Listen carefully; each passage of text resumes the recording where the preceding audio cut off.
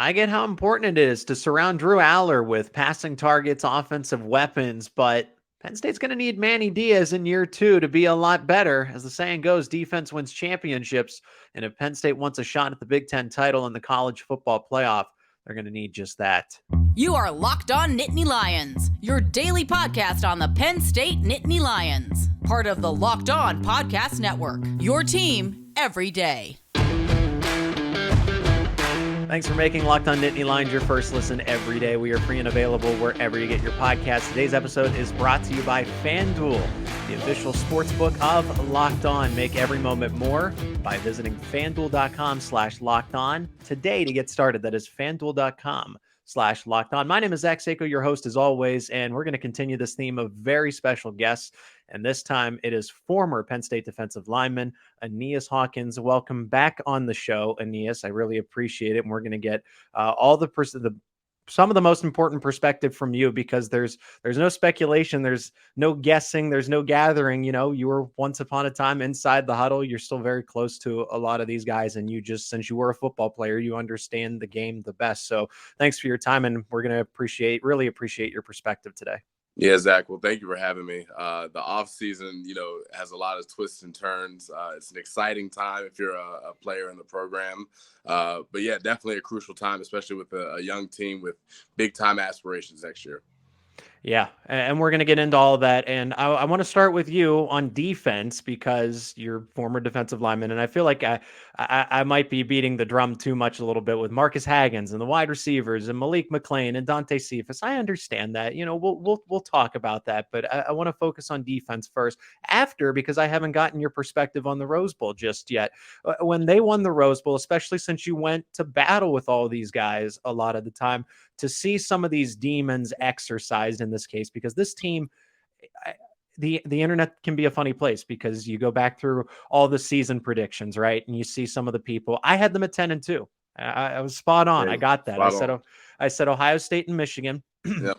But I didn't really project them in the Rose Bowl necessarily. I didn't know what that would look like. I kind of assumed that would be Ohio State or Michigan, besides the point. But to see them shatter those expectations, to go from the consensus was 7-5, maybe 8-4 at best, to 10-2, to a solid top 10 team.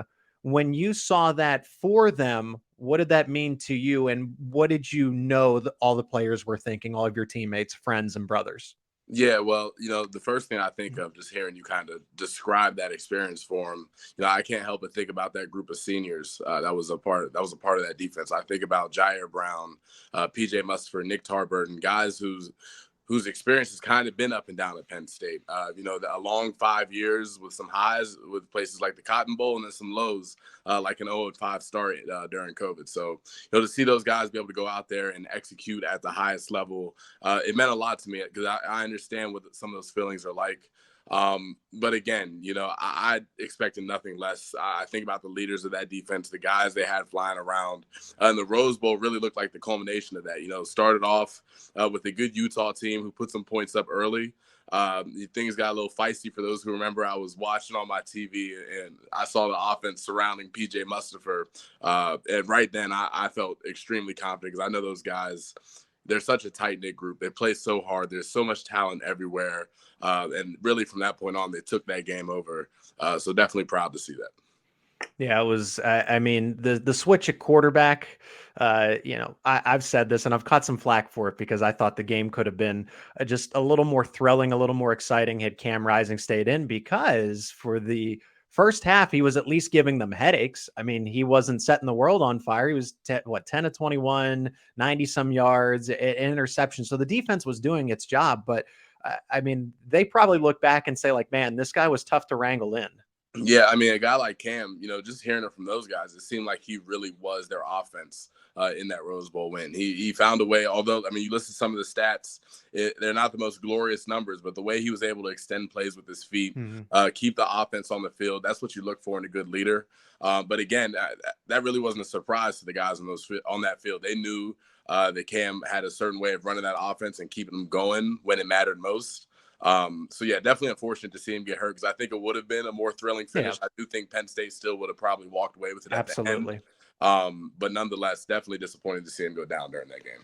Yeah, that's always been the case. I know there was no doubt in my mind that Penn State was going to win that game, and I said that from the second the matchup was set to just hours before the case. I just wanted a more thorough. I just wanted them to beat Cam Rising, Yeah. but they were able to capitalize and just take advantage of mistakes that a backup is going to make and have the limitations that he had. So good to know, like what they're thinking is kind of what I assumed that the players would be feeling after all that. And the Rose Bowl, I mean, it's the last official granddaddy of them all. So Penn State kind of gets to be that last showcase, at least until the college football playoff. And you and I are going to talk about that, the potential of this team, because it's kind of college playoff or bust here. Maybe we're going to get that perspective, but defense, Aeneas, and to get to that spot, to be in the top four, to at least contend for it, you're going to need a good defense. Year two of Manny Diaz, how important is that? Yeah, it's going to be really telling. That Manny Diaz defense already has shown huge flashes of potential, and really, what causes problems for a lot of Big Ten offenses, which is pressure. Year two coming in, guys aren't just learning the system now. They're really, tweaking and refining and able to master a system. It's no different than what we said about Yurcich and Sean Clifford in the offense going into this year, which we saw take massive strides pretty much all year long. It's no different on defense. Guys being comfortable in the system, being able to really perfect it, and that's what makes it tough for offenses to perform. Yeah, and there's going to be a lot of turnover for Penn State. Now, they got some guys back, and we'll discuss Curtis Jacobs, Adisa Isaac. I've admitted how important they are, but Ji'Ayir Brown, one of the first players that you brought up in this case, he's going on to the NFL. You also have to think about Nick Tarburton going to the NFL as well. Who's going to be the toughest guy to replace? I imagine your answer is immediately Ji'Ayir Brown. So why is he the toughest guy to replace? And then who are some other guys that Penn State is going to miss defensively? Yeah, I mean, Ji'Ayir is a monster to replace, right? We kind of had the luxury of going from Nick Scott to Jaquan Brisker to Ji'Ayir Brown back to back. A bunch of really good players and some other really good safeties in that group too. The thing to me is it's hard to replace guys like that. Ji'Ayir is going to be a big-time safety in the NFL. He'll have a bunch of success, similar to what Jaquan Brisker has already proven in year one. But the thing that kind of helps me sleep easy is the fact that it seems like Coach Poindexter just knows how to develop those guys. Yeah. We saw guys like Jalen Reed and Zakee Wheatley play a ton of snaps last year. A guy who nobody really seems to talk about, but also doesn't seem to be doing a whole lot wrong is Keith Nellis, a veteran in that room. So, I think when you have a big-time player like Ji'Ayir leave, replacing him really becomes more of a group effort rather than putting it on one person. And that's something I feel confident that safety room can do. But we talk about Nick Tarburton and PJ Mustipher. I feel a little bit better about the departure of Tarburton with the depth that's in that DN room. Obviously, Tarburton was a great player and really came on hot at the end of the year. To me, the challenge becomes replacing PJ Mustipher, a guy who didn't necessarily fill up the stat sheet, but was going to be very consistent in those A and B gaps and shut down the run that way. So for me, I look at a group of young, super duper talented D tackles, from Jordan Vandenberg to Zane Durant, to veterans now who really have an opportunity to be the leaders of that group in Devon Elise, Keziah, and Hakeem Beamon. So, one of those guys, two or three of those guys even, are going to have to take big steps in this coming year and be the guy that's setting the tone of that Penn State defense. And to me, that's the biggest spot that needs replaced. It is former Penn State defensive lineman Aeneas Hawkins. He would know best. And we'll discuss PJ Mustipher a little more, the void that is going to have to be filled by some of those defensive players that you mentioned. Penn State wanted to pick up some defensive line depth in the portal, but they haven't quite yet. There is another opportunity for them to do that as that transfer portal window will reopen. Aeneas, let's discuss that next here on Locked On Nittany Lions. Today's episode is sponsored by FanDuel. The NFL playoffs are here, and we're really excited about our brand new sports betting partner for Locked On because they're the number one sports book in America, and that's FanDuel. And if you're new to FanDuel, that's even better. They have so many great features that make sports betting fun and easy. New customers join today to get started with $150 in free bets guaranteed when you place your first $5 bet. You just sign up at FanDuel.com/lockedon. FanDuel has all your favorite bets, from the money line to point spreads to player props. Plus, you can even combine your bets for a bigger payout with the same game parlay. All on an app that's safe, secure, and super easy to use. So football fans, don't miss out. Place your first $5 wager bet to get $150 in free bets. That's right, $150 in free bets, win or lose. That's it, win or lose, at FanDuel.com/lockedon. Make every moment more with FanDuel, the official sportsbook partner of the NFL. Thanks again for making Locked On Nittany Lions your first listen and watch every single day. You got to check out the new show on the Locked On Podcast Network, and that is Locked On College Basketball. Everything you need to know about college basketball in one place. You get big name experts, insiders, players, coaches, and more. That is Locked On College Basketball, available on YouTube and wherever you get your podcast. My name is Zach Seyko, your host, and Aeneas Hawkins, former Penn State defensive lineman, is our special guest on today's episode. If I encourage people in the YouTube comments, comment who you think is the most important player returning for Penn State defensively, because that's what we're going to discuss here, as PJ Mustipher is leaving a huge void in the middle, because you said he won't necessarily blow up the stat sheet, but sometimes he did. But I thought PJ Mustipher was always best at adjusting the play. And that's why the defensive line, and correct me if I'm wrong, Aeneas, but I don't want to compare it this way because it might sound confusing, but they're basically offensive linemen for the linebackers, right? They're trying to block, fill gaps, take on double teams so that Curtis Jacobs and Tyler Elsdon and Kobe King, so that they have Abdul Carter, I don't want to leave him out, so that they have free range to go and make plays. Is that fair to say? Yeah, I think it's very fair. I don't like being compared to offensive linemen typically, but no, it's very similar. One underrated aspect of D-line play that PJ and Nick Tarburton, two vets, consistently brought and were perfect on, was just getting guys aligned, making sure the front is set the right way, communicating stunts and twists and blitzes and all those types of things that people need to know in order to stop the run and to get after the quarterback. And it's not an easy task. I know people kind of joke the defensive line is kind of a thoughtless position, but it really isn't. There are so many things and different aspects that you have to be prepared for as a group, or you get a result like we saw when they played Michigan, where suddenly this team out of the blue was able just to run all over whenever they wanted to. And, again, to be able to make those adjustments and have guys who can communicate them effectively is crucial for guys like Abdul Carter and Curtis Jacobs and Elsdon and those guys to be able to go make plays. And you bring up the Michigan game. That's actually when I talked to Steve Jones, who calls football and men's basketball for the Penn State Sports Network, and I talked to other writers in the media, and I'll name drop him, Thomas Frank T. Frank, who's over at Blue White Illustrated, just because I respect his work so much. Michigan and Penn State weren't a matter of physicality. Everyone came to the consensus that Michigan just out-physicaled Penn State, and that wasn't it at all in that moment. And it's you look back at it, and I know it doesn't matter now, but scheme, that's what mattered on that day, is that they got out schemed in the moment. Michigan had stuff in its back pocket that it hadn't showed, and it just got the best of Penn State. It wasn't that this team, because Penn State, I think down the stretch defensively, showed that they were very, very, very physical. Yeah, and I think that was the frustrating part about watching Michigan for me. There were moments where Penn State got out physical, which happens in every football game in the Big Ten at some point. But a lot of it was just schematically, they were getting beat. Michigan kept running those trucks and those sweeps and getting pullers around. And it just looked like maybe it was something that wasn't prepared for as thoroughly as you would have hoped. But again, play them early in the season. They really hadn't played anybody at that point. So they were able to keep a lot of their best plays in their back pocket, keep them off film. And that makes it tough to prepare. But again, and we saw it throughout the year. That was not a defensive group that was going to get out physical or out efforted on the field. I mean, they played so hard, and it was a bunch of tough guys all over that field. Again, we talk about scheme, we talk about strategy is super important in this conference.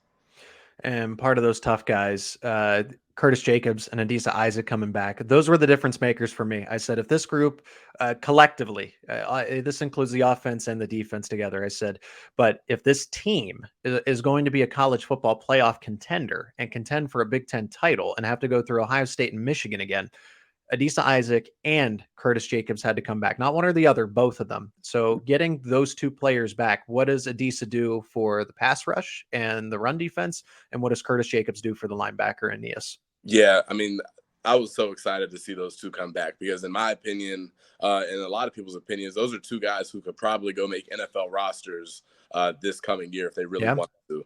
I specifically a guy like Adisa, I can't overstate it enough. I think we saw a little bit of it in the Rose Bowl. When he's healthy, when he's confident, and when he's had enough reps, that kid has a whole lot of potential. Like Yetur Gross-Matos, AK, Chop Rock. I mean, all those guys that we think of when we think of great Penn State DNs of recent years, Adisa has all the makings of that. So to have him back is huge. Again, when we talk about a D-line who's losing PJ and who's losing Nick Tarburton, he's going to have to be that veteran presence. And Curtis Jacobs is no different. He's a guy with a super-duper high ceiling, flashed a lot this year, looking to see if he can be as consistent as he wants to be and those around him want him to be. Because when he is, he's one of the better players in the Big Ten. And obviously with a guy like Abdul Carter lined up on the other side of him, that's a duo that can really be dynamic and be problematic for opposing offenses.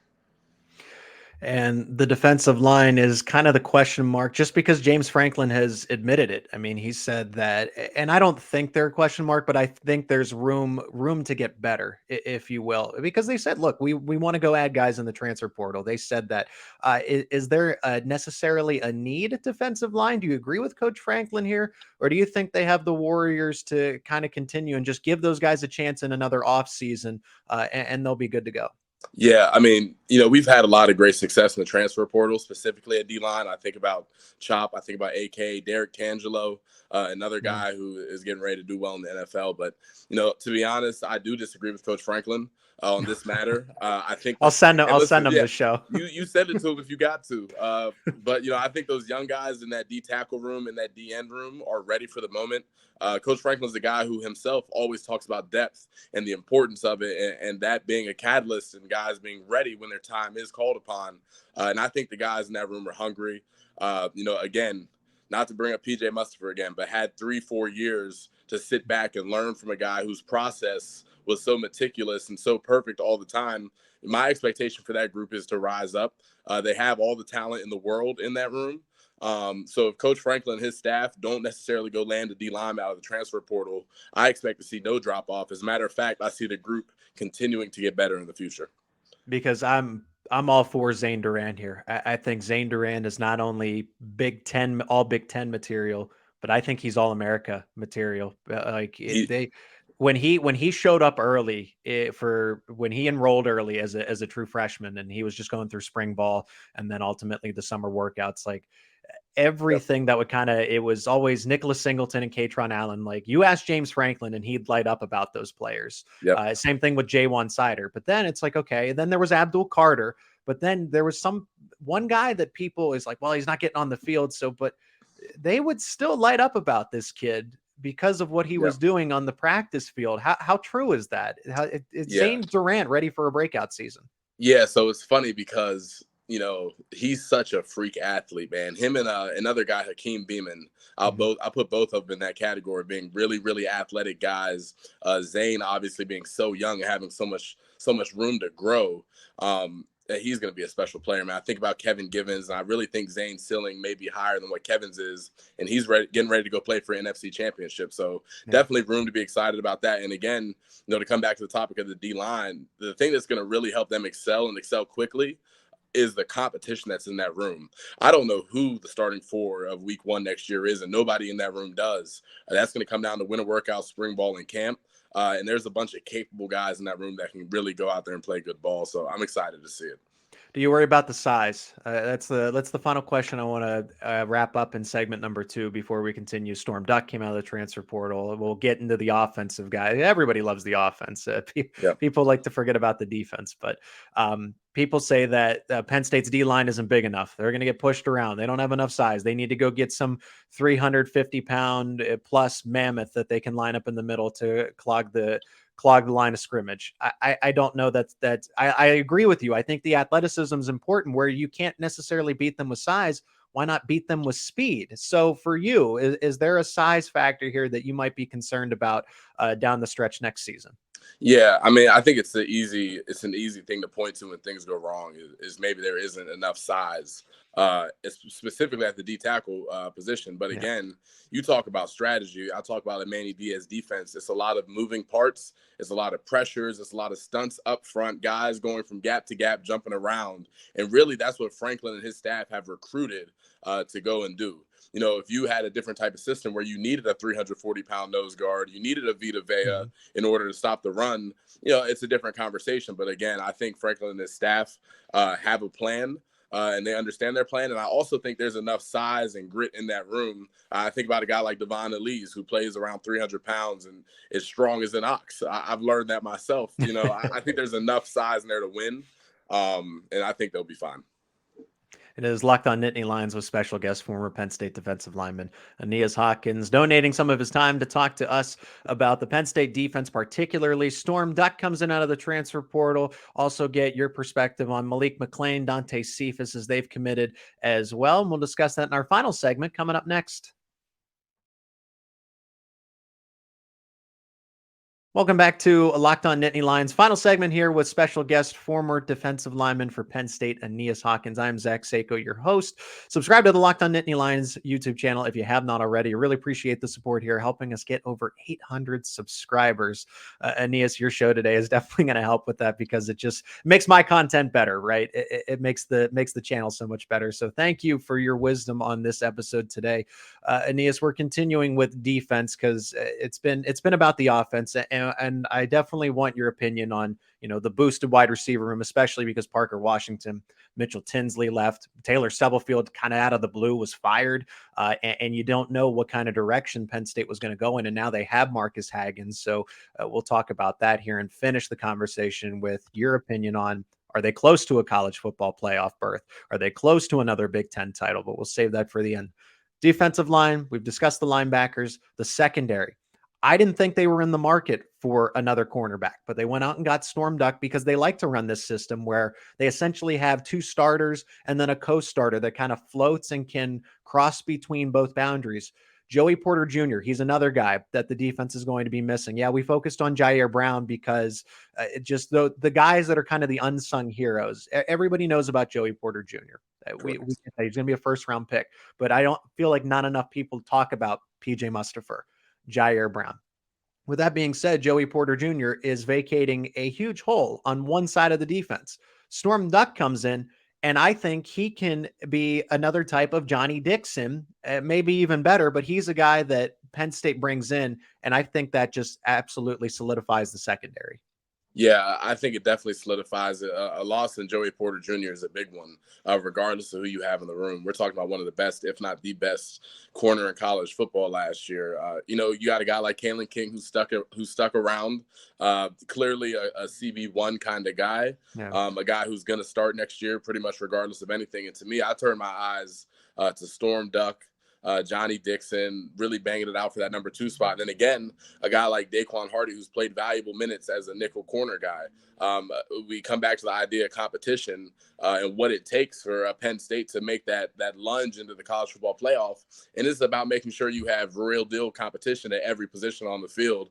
And I think that's what the staff seems to be after in this portal. I mean, just watching a little bit of Storm Duck, he looks like a guy who can come in and really help day one. So I'm excited to watch that develop. And North Carolina's defense was pretty bad last year, like pretty bad. But Storm Duck was actually one of the bright spots. He wouldn't have been all ACC if he wasn't, especially on a defense that just, it was a wet paper bag. And I'm pretty sure Storm Duck will tell you that. But he comes to a defense that's he's going to make look good, and the defense is going to help make him look good. But I think Kalen King is a first-round cornerback waiting to happen. I'm talking top 10 when he puts it on display here this upcoming season. I think that Johnny Dixon and Storm Duck will be those co-starters that will alternate. And then even when Kalen King needs a breather, then it's Johnny Dixon and Storm Duck, and it's like you don't miss a beat. So that's why I bring up Ji'Ayir Brown a lot, because the secondary, Keaton Ellis is coming back. That's great. But Ji'Ayir Brown did so much, and now you're going to get kind of a different safety if you get Zakee Wheatley back there. Or do you think it's going to be Jalen Reed? Because Jalen Reed, I thought, was going to take Keaton Ellis' spot. Now Keaton Ellis is coming back, which is great. You know, more fuel to the fire. But Zakee Wheatley is a completely different kind of safety at that free safety spot. What kind of safety is he from what you've seen, from what you know, from what you might have chatted with him about? Yeah, I mean, from day one, I was there when Zakee Wheatley came into the program as a young, lengthy kid, no muscle mass, and still he came into spring ball and led the team in turnovers caused, interceptions, Yeah. forcing fumbles, all kinds of plays. The kid just knows how to get around the football, and guys that know how to get around the football find their way onto the field. And he's always been a guy that's just possessed that natural intangible. As he continues to get older, we see that developing. At the end of the year, he's a guy that started tackling better. He's got good length, good athleticism. Definitely a guy that you'd want to have in your secondary at however tall he is, 6 foot, 6'1", whatever. But he's a guy who can play ball. And then again, a guy like Jalen Reed, he came in and was a grown man about the way he played safety from day one as well. A physical guy that'll come downhill and hit you. He can run and cover, really does it top to bottom. And then again, we talk about Keaton Ellis. He's a veteran guy who has really done all the right things since he's been on campus, a homegrown State College guy at that. So, the way I see that position shaking out is, maybe one top dog emerging, whoever really can get the defense aligned and be that leader out there in that back end. And then whoever else is the other starter seems to be splitting a lot of reps with guys in the room. I expect to see that combination of safeties we see back there to change because I think 2 or 3 of those guys can probably play both spots if they need to. And I think there's some more flexibility in here as well, because I hear about, Jalen Reed could slide down and maybe be that Jonathan Sutherland hybrid. Yep. Or could be used just to cover tight ends. Maybe still a safety, but then you can go a little more dime. And then you have more than just 2 safeties out there. You can go 3 safeties and then have the tight end covered off, because Reed has the big body and also the athleticism to keep up with some of those really good tight ends, because they're not going anywhere in the Big They're here to Ten. stay. Yeah. And I think, that's really the most important thing that I see with this defense is that you have so many different personnel options that you can adjust and play with depending on what you're seeing from the offense you're playing. And that's really something that's kind of new at Penn State as far as I see it. The depth that they have now on that side of the football is really better than it's been since I was around starting in 2018. And that's what's exciting about them, in my opinion. Aeneas Hawkins, former Penn State defensive lineman, joins us here on Locked On Nittany Lions. We've talked plenty of defense, and I'm glad we did, because that defense wins championships. And if they're going to get to the college football playoff, they're going to need that defense to be stout. Now, offensively, just because I do want your opinion on it, Malik McClain comes in. He's already on campus, and Dante Cephas is going to join over the summer. Did Penn State do enough in the transfer portal, given that guys like Kevon Lee did leave, Jaden Dotton did leave? Did they get enough in return to kind of offset some of those losses, particularly in the passing game, but everywhere across the board? Yeah, I think it's a great question. I think it's yet to be seen, but I do think specifically in the receiver room, they did a good job trying to bolster that room up more than what it is. I think there is still a lot of young talent in the room. Saw some things from Trey Wallace. We saw Liam Clifford getting in the mix. A guy that everybody's excited about, Amari Evans and Caden Saunders. There's a lot of young talent in the room.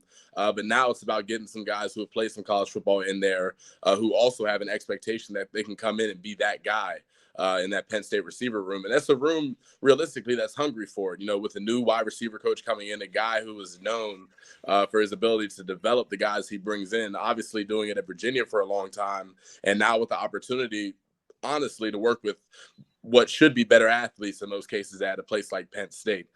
So I expect that they're all going to develop. Again, competition breeds excellence, and I know that's a staple in Franklin's formula here for success.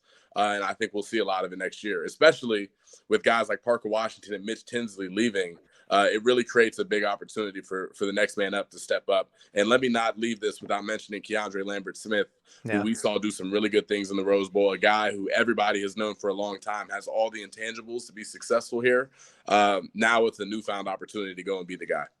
Yeah, he's the old guy in the room. I saw a video of him, messing around with Caden Saunders, Mari Evans. They were doing, best celebrations, and it was cool to see them having fun. You bring up Marcus Haggins, and I'm glad you did, because that was my next question here: is what are they getting? What do you think the receivers are most excited about? Maybe what have they told you that they're most excited about as far as? And it's not here to criticize Taylor Stubblefield, but you also have to look towards the future here. What is Marcus Haggins? What is the expectation that he's going to be different from the way things have been done in the past? Yeah, it's hard to kind of call that this early, especially without winter workouts having happened and without spring ball having happened. Still very new, but again, you just go and look at his track record. I know that's something that those guys are excited about. They have full trust in the hire. And again, the expectation in that room is that really when you look at Penn State's offense, that is the question mark.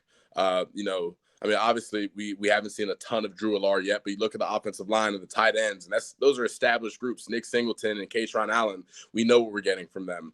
Now it's a matter of, hey, okay, who do we have that can stretch the field and change up a little bit of what this offense is and give some variability to what an opposing defense has to prepare for. All right. The one that I've been waiting for, and I'll save the best for last here. There's all these elements that come into play. Manny Diaz, Drew Aller, Nicholas Singleton, Kaytron Allen, the wide receivers in the transfer portal, Storm Duck in the transfer portal, and then all the veterans that Penn State was able to get back. Like, I feel like that's how you win the offseason. You keep the guys in-house that you really need, and that's what Penn State, it's like Kevon Lee was definitely in need, but, I hope that he lands on his feet somewhere. With all that being said, that there's going to be a lot of changes here. How close is this Penn State team to a Big Ten title, to a college football playoff berth, the last 4-team college football playoff? And that's when you want to do it. You before it really opens up and you get 12 teams. In your opinion, Aeneas, can this team do it as we're sitting here today at the end of January? Yeah, it's such a big question. I'll tell you what, it's been a goal in that building to be able to be a playoff team for so long. It's something you always talk about going into the offseason. But for some reason, this one feels just a little bit different. It feels more realistic than it's ever been, especially coming off of that Rose Bowl win. The most important factor in getting that accomplished, in my opinion, is the belief by the entire team that you can go do it. Because it changes the way you prepare going into a big off season. It changes the way that everybody approaches each day. I know, again, Franklin's messages will be the same, and that's day by day, continue to push towards the ultimate goal. But, I look at the horses in the stable. I look at who they have on the coaching staff, and it seems like the ducks are all aligning. You got a big-time quarterback in Ji'Ayir that seems to really be able to stretch the field and be one of those elite guys that you so typically see in those playoff matchups. And I think the best football is ahead for Penn State, and I would not be shocked at all to see them in the playoff next year. Is there one X factor that really puts them over the top if you had to pick one? Yeah, he's from Medina, Ohio. His name is Ji'Ayir, man. I have a lot of faith in all the other things I've seen. I have a lot of faith in Drew, and don't hear me wrong. But, now the horse's reins are in his hands. And he's got to go lead that offense and lead that team, which I think he's fully capable of. He has every intangible you need. But to me, that is going to be the biggest separator for Penn State football this year. Having a guy that can straight up sling it 50, 60 yards when he needs to. The poise he has as a young guy. Having had the opportunity to learn the offense from a 6-year guy in Sean Clifford, who guys will tell you that were around him is a football savant, understands the game really well. Again, it's the perfect opportunity for Drew to step in and be that guy.